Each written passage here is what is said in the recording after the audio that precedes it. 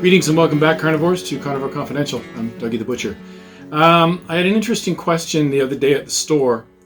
Question actually that I get asked a lot, and the answer is pretty straightforward as far as I'm concerned. But in order to facilitate my answer, I'm going to show you exactly what I'm talking about on my carcass map in just a second.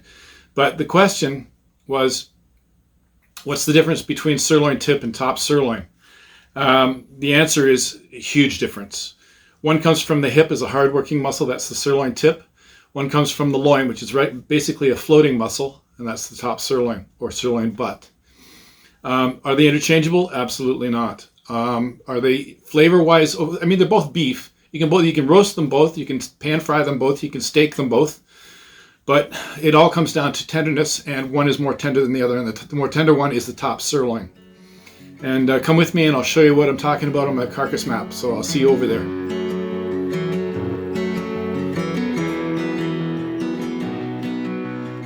Alright folks, welcome back. Here's my carcass map.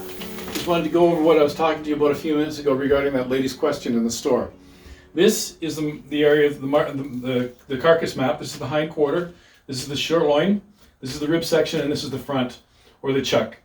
These are all hard-working muscles. These are what I call floating muscles. They don't do a whole lot for support. They don't do a whole lot for mobility, but they do a lot for support.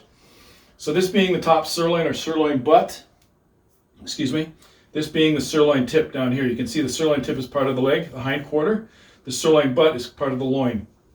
Now, are they interchangeable? Absolutely not. Why? In my opinion, I don't even think this should be called sirloin anything. It should be called something other than sirloin, just because it confuses the consumers, thinking that these two muscles are interchangeable, and they're absolutely not. This muscle is a very a tender muscle on the fork. It's a very tender muscle. You can roast it, you can pan fry it, you can sear it, you can barbecue it, you can do whatever you like with it. The top sirloin. This one, you can do all of those things with these muscles, with this muscle. But it's just not as tender. It works harder than this muscle does. This is a hard-working muscle, this is not. So I hope that clears things up for you a little bit about the top sirloin versus the sirloin butt. Sorry, the top sirloin versus the sirloin tip.